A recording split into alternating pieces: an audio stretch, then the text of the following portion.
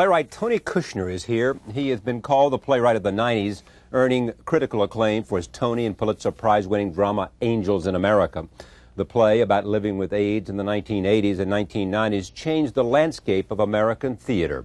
His new play, Homebody, Kabul, is his most ambitious piece of writing since that work. Years in the making, the timely play revolves around Kabul, Afghanistan. In the wake of September 11th, the work takes on a newfound resonance, and I am pleased to have Tony Kushner back at this table, certainly in anticipation of what many people are looking to as an important piece of work. Thank you. Great to be back. It's great to have you back. It really is. Now tell me where you've been since I last talked to you at the height of Angels in America. Sort of all over the place. I've written adaptations of 4 different plays. I've written 2 opera libretti, the book and lyrics for a musical, which will be opening next fall at the Public. I've been working on this play and writing a bunch of essays and teaching and lecturing and doing whatever I could think of doing to avoid writing a full-length play, which I've now finally done. So this is sort of the next full-length play after the second part of Angels. Okay. Tell me how it came into being. I've always been interested in Afghanistan politically, the history of Afghanistan since the days of the Soviet invasion. And I have kept track of what was going on there all the way through the withdrawal of the Soviet army and the years of civil war and chaos, the rise of the Taliban, basically through reading the papers and other kinds of research. And an actress friend of mine in London, Kika Markham, who I've known for years, asked me to write her a one-woman monologue to do with a series of monologues in a theater that she belonged to in London. And I decided I'd write about Afghanistan. I went to the library. I found an old guidebook called A Historical Guide to the City of Kabul, written by a woman named Nancy Hatch Dupree, who's still alive and lives in Peshawar on the border of Pakistan and Afghanistan. And the book sort of inspired a strange character. I wrote the monologue for Kika, and then felt that the monologue was only a beginning of a story that I wanted to tell. And I started working on it, I guess, in like 1997, and then 99, I wrote the second and third acts of it, and it's now going up at New York Theatre Workshop. And you completed it all before September 11th? Yeah, I mean, we're doing rewrites, the kind of rewrites you do in, previews, sort of cleaning up characters and trying to get the length down. It's rather long, but nothing substantially has changed, and none of the political facts, none of the historical facts have changed. It was all written long before, like last January, so it is what it is. What is it about Afghanistan? I've always thought it was a place, for me it's been a place, I think, because I'm very interested in socialism. I'm very interested in the application and the misapplication of socialist theory, and the Soviet Union has always been a place that I've been fascinated with, the Russian people. I was very, very disturbed by the atrocious behavior of the Soviet army in Afghanistan, and it was, very much in the middle of the Cold War, sort of the end of the Cold War, the last big battle of the Cold War, in a sense. It was uncomfortable for me to feel that Ronald Reagan was doing anything right, but I supported, in a sense, the arming of the Mujahideen against the Soviet Union, the abandonment of Afghanistan by the West after the Soviets withdrew, and the sinking of the country into a kind of heavily militarized chaos, the destruction of virtually every city in Afghanistan in those years, and the rise of the Taliban. I'm always also interested in theocracies of all kinds because I find them threatening and fascinating. And so every time I've looked at Afghanistan and thought about Afghanistan, I found the things that I take for granted or things that I assume to be true about the world challenged in a useful way. And I've always thought this is a country. Really, when you read the history of the place, it's always been at the center of world history. It's always been a stage on which the world's historical figures have crossed and acted out. And so it seemed to me a very dramatic place, and I've been proven correct about that. Now, before September 11th, and your friends would call you up and say, what's happening? And you'd say, I'm writing this play about Afghanistan. They would say, what? Yeah, and why? Afghanistan? Why? All the interviews that I gave about the play in the sort of early fall preview period of getting interviewed about new plays in July and August. Well, every interviewer's first question was, why on earth write a play about Afghanistan? Do you think anybody will care? And I would say, well, there's the Buddhas in Bamiyan and the Christian aid workers. I mean, the Taliban are always making news, so, it is something that isn't completely off the radar screen, and I think people should care about it because is now and will continue to be an incredibly important player in world affairs. I mean, for one thing, as a supplier of heroin to the rest of the world, which is, of course, of great interest to the United States. And people sort of shrugged and thought, well, good luck. I had no idea. I mean, I could never have imagined that we would be at war in Afghanistan. And I can't believe that the play is going to be opening after the Taliban have gone, which I guess is happening even as we're speaking. You wanted to write about this country, and I want to know what you wanted to say in this play. And I know that's a terrible question. Yeah. And who are the characters you create to say it? Well, I mean, I've always sort of believed that when you're writing a play as opposed to writing an essay or a book, you sort of allow your unconscious to take you where it wants to go. And I created this very peculiar character basically out of reading this rather magnificently written little guidebook, which was out of date when I read it in 1997. I think the first time I read it, it had been published in 1965 in Kabul. So the city that it described had disappeared.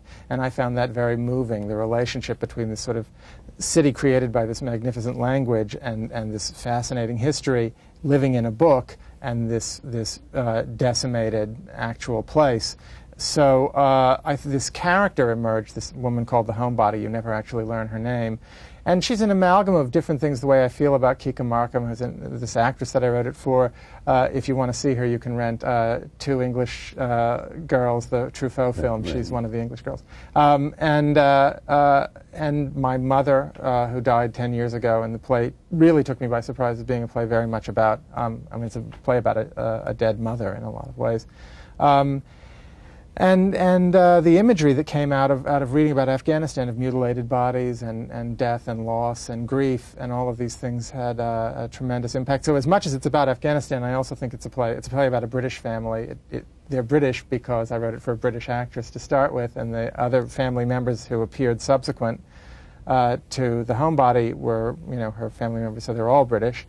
And the relationship between this sort of tormented life of a British family and this country that Britain and the United States have a tormented relationship too, and the way that people use other countries as metaphors for their own inner misery, and the way in which the divide between inner misery and outer misery is really permeable and can affect and transform, as I think people experience on a daily basis. It's why I think that writing about politics is really, in a sense, only to write about human psychology, because our inner life is always speaking very directly and transacting with great vitality with the outer world and with the world of politics and history, and there really isn't a clear divide. So that, I think, is in part what the play is about.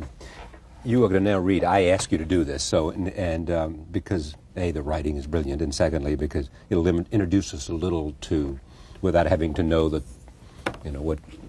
know more. So if you'll do this for me, I'd appreciate it. Okay. It's supposed to be a British housewife, so you have to pretend that I'm a British housewife. I won't do the accent because that would be really quite ghastly.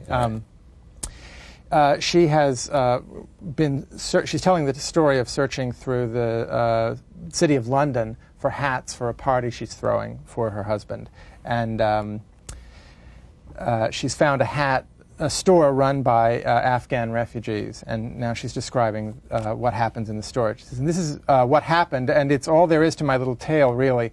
The hats were in a barrel which could be seen through the window. Puppets hung from the ceiling, carved freestanding figurines, bowls, cups, canopic jars, fish, elephants, tigers, uris, jinns, bodhisattvas, demiurges, attributes, symbols, carven abstractions representing metaphysical principles critical to the governance of perfect cosmologies now lost to all or almost all human memory, flatware, basket blanket wear, carpet, slippers, knitted goods, amber beads, big as your baby's fists, barbaric brazen metalware, armor plates like pangolin scales strung on thick, ropey catgut cordage meant to be worn by rather large, rather ferocious men, one would imagine, or who knows. Hideous masks with great tusks and lolling tongues and more eyes than are usual, mind's eyes, I suppose, and revolving wire racks filled with postcards depicting the severed heads of the Queen and Tony Blair. Well, not severed necessarily, but with no body appended. Glaswegian A to Z guides and newspapers in Arabic and Urdu and Pushtu video cassettes of rock balladeers from Benares. Well, why go on and on? I'm sorry. We've all been in these sorts of shops, no bigger than from here to there, haven't we?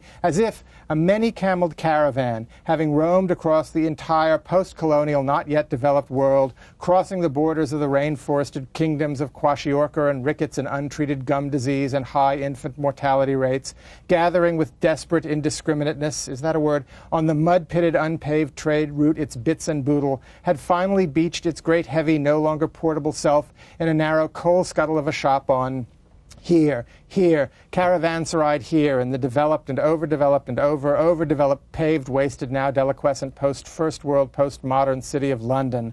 All the camels having flopped and toppled and fallen here and died of exhaustion, of shock, of the heartache of refugees, the goods simply piled high upon their dromedary bones, just where they came to rest, and set up shop atop the carcasses, and so on. I select 10 hats, thread my way through the musty heaps of swag and thrown away and offcast and godforsaken, through the merchandise to the counter where a man, an Afghan man, my age, I think, perhaps a bit older, stands smiling, eager to ring up my purchases and make an imprint of my credit card. And as I hand the card to him, I see that 3 fingers on his right hand have been hacked off, following the line of a perfect clean diagonal from middle to ring to little finger, which, the last of the 3 fingers in the diagonal cut's descent by hatchet blade, was hewn off almost completely, like this, you see? Then she goes on to imagine asking the man what happened to his hand, and this is what she imagines he says to her.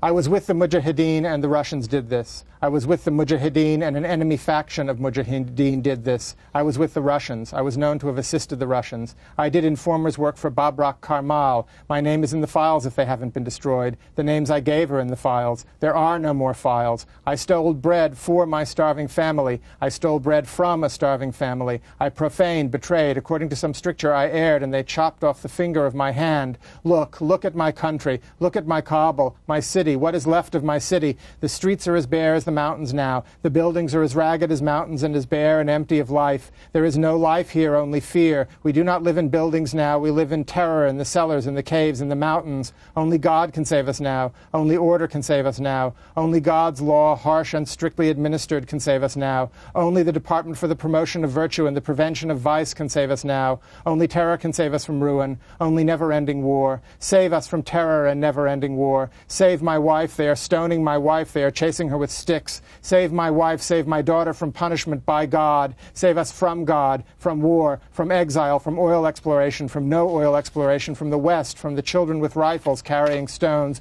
Only children with rifles carrying stones can save us now. You will never understand. It is hard. It was hard work to get into the UK. I am happy here in the UK. I am terrified I will be made to leave the UK. I cannot wait to leave the UK. I despise the UK. I voted for John Major. I voted for Tony Blair. I did not. I cannot vote. I do not believe in voting. The people who ruined my hand were right to do so. They were wrong to do so. My hand is most certainly ruined. You will never understand. Why are you buying so many hats? It's brilliant, Tony. It really is. You must write for the ear, don't you? Yeah, I mean, I try to. I think that's a big part of what being a playwright is about. A dramatist has to do that. Yeah, I mean, it gives it a kind of, Brecht described it as electricity. He said that you take ordinary utterance and you sort of run an electrical current through it so that it keeps the ears open, which is a hard thing to do.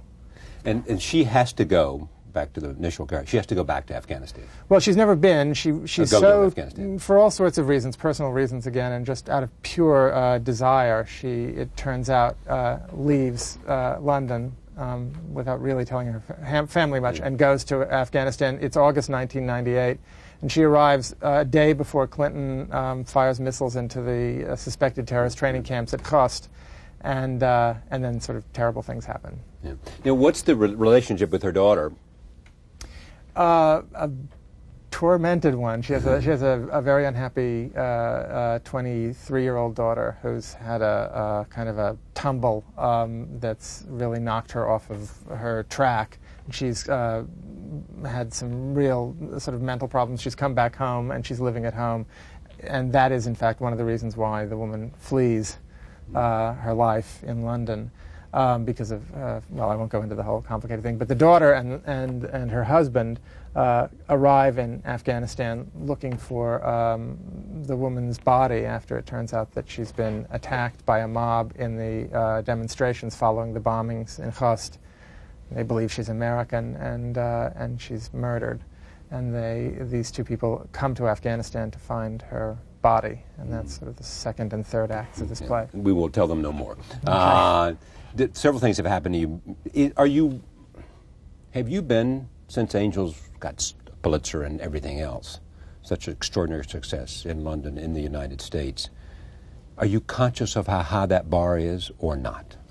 Yeah, I mean, I think it's been a real struggle to just, I mean, I didn't realize I was doing it at the time, but I think all the essays and all of the sort of other work that I've been doing has been an avoidance. When I started writing the second and third acts of Homebody, I began to realize that it had been 1993, I think, was when I wrote, 92, 93 was when I really finished Perestroika, the second half of Angels. Right. And when I was back doing this, it felt strange, and I realized it had just been a tremendously long time since I had written a straight-out, serious drama, which is the thing that I think I ought to do. I mean, it's the thing that I feel that I do better than the other things that I try to do. So I guess I've been avoiding it, and I think that has a lot to do with being afraid of the next play. And I thought, you know, I hope that this sort of opens. I mean, I'm opening it at New York Theatre Workshop, which is a theater that I've always worked at and that I love, but it felt like a kind of a way to slip back into town quietly, and I was writing about a subject that I really didn't think would immediately attract people's attention at the time. That's not why I chose it, but it felt to me like, okay, well, at least it's not another play about gay men living in New York, which would immediately invite comparison. This play is not at all like Angels, except that it's also very long. How long? I don't want to say. All right. It's long. It's 2 intermissions, and we're trying to make it a little bit shorter. I think it's now had 2 previews, and I think it's holding the audience. They really seem to be with it up to the very end. So. Congratulations. Well, thanks. I should also say Angels in America is going to be an HBO multi-part series. Help me on this. Mike Nichols, Meryl Streep, Al Pacino. Meryl Streep, Al Pacino, Emma Thompson, Ben Schenkman, Mary Louise Parker, Patrick Wilson, Jeffrey Wright, and Justin Kirk, among other people I'm sure I'm forgetting, but those are sort of the principal ones now. And they may be up to it. Yeah, I think it's an amazing cast and a great director, so it's exciting. It's terrific to have you back in New York. It's terrific great. to have you with this play, and I can't wait to see it. December 19th is the opening night. Yeah. So. Good luck. Thanks. Thank you. Tony Kushner, Homebody / Kabul. We'll be right back. Stay with us.